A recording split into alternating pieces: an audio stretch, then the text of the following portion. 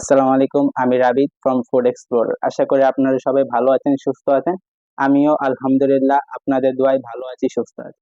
So আজকে আমরা আপনাদের সাথে কিছু স্ট্রিট ফুড শেয়ার করব। সো চলেন দেখা যাক আজকে আপনাদের সাথে আমি কি কি স্ট্রিট ফুড শেয়ার করতে পারি।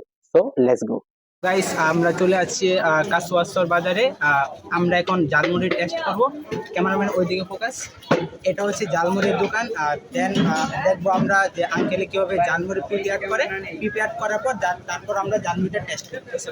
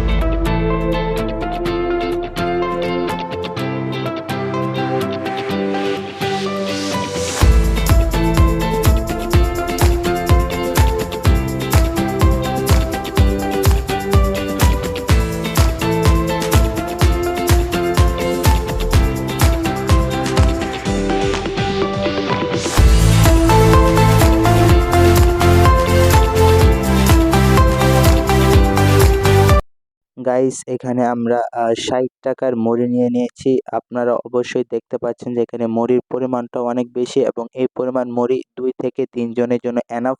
তো গাইস, আমাদেরকে মুড়ি দেওয়া হয়েছে। এখন আমরা মুড়িটা টেস্ট করব এবং দেখবো এটার পারফরমেন্সটা কেমন। সো গাইস, মুড়ির মধ্যে বেগুন ইউজ করা হয়েছে আর এক ধরনের বড়া ইউজ করেছে, যা আপনারা হয়তো বা ভিডিওতে দেখতে পারবেন উনি কীভাবে মুড়িটা প্রিপেয়ার করেছে। সো এখন আমরা টেস্ট করে দেখবো মুড়িটার পারফরমেন্স। সো আমি একটু বড়া নিয়ে নিলাম। সো টেস্ট করা যাক।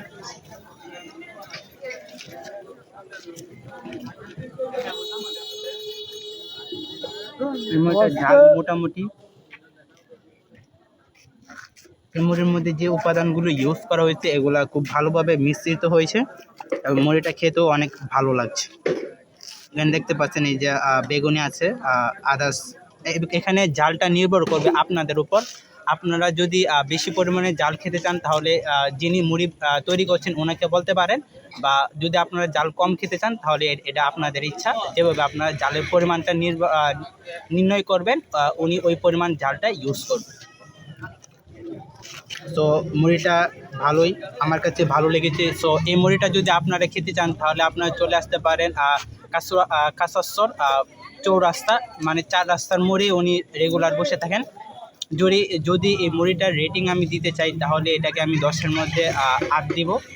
সো এখন আমরা খাওয়া দাওয়া শেষ করি, তারপর আমরা নেক্সট স্পটে আপনাদের সাথে দেখা করবো এবং সেখানে একটা স্ট্রিট ফুড আপনাদের সাথে শেয়ার করবো। সো গাইস, আমরা এখন চলে আসছি জালালপুর। এখানে এক ধরনের ঐতিহ্যবাহী চা পাওয়া যায়। এখন আমরা চাটা টেস্ট করব এবং এটার পারফরমেন্সটা আপনাদের সাথে শেয়ার করব। গাইস, এই চাটাকে ঐতিহ্যবাহী বলার কারণ নিশ্চয়ই আপনারা ভিডিওতে দেখতে পাচ্ছেন যে এখানে লোক সমাগম অনেক বেশি এবং ম্যাক্সিমাম মানুষ তাদের ফ্রি টাইমগুলো স্পেন্ড করার জন্য এখানে এসে চা খান। সো গাইস, আমরা চলে আসছি জালালপুর মামুন ভাইয়ের দোকানে। দেখতে পাচ্ছেন মামুন ভাই অনেক ব্যস্ত সময় পার করছেন এবং ওনার দোকানে ক্রাউডটা অনেক বেশি।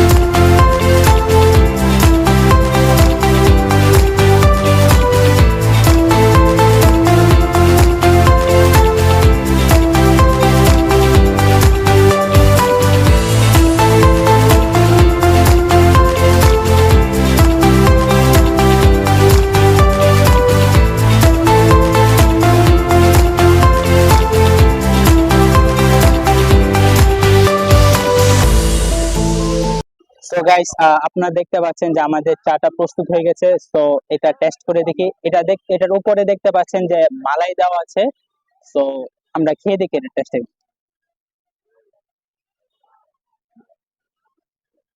এখানে যে মালাইয়ের পরিমাণটা একটু বেশি পরিমাণে দেওয়া আছে। আর এই কাপটা আমরা 5 জন পড়ছে 40 টাকা করে। যদি আপনারা শুধু দুধ চা খেতে চান তাহলে 20 টাকা করে কাপ পড়বে। যেহেতু আমরা মালাই ইউজ করছি এখানে, এই জন্য এটার দাম 40 টাকা করে পড়ছে। তো আরেকবার খেয়ে দেখি। এটা যে মিষ্টির পরিমাণটা, এটাও মিডিয়াম, এত বেশিও মিষ্টি না এত কমও মিষ্টি না, মানে একজন মানুষের যে পরিমাণ মিষ্টির প্রয়োজন ওই পরিমাণ মিষ্টির পরিমাণটা এখানে ইউজ করা হয়েছে।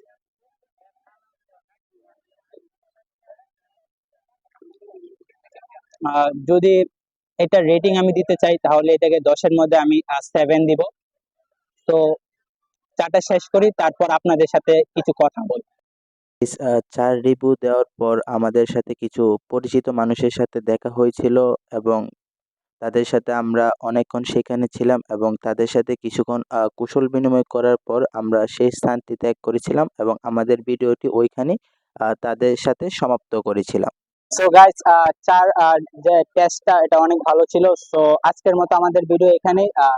আপনারা এখানে আসতে পারেন। আর আমাদের ফেসবুকের একজন ফলোয়ার আমাদেরকে একটা রিকমেন্ডেশন দিয়েছিল যে চারবাড়ি রেস্টুরেন্টে। যেহেতু আমরা জালালপুর এসেছি তাই নেক্সট টাইম আমরা ট্রাই করব যে চারবাড়ি রেস্টুরেন্টে গিয়ে ভিডিও করার জন্য।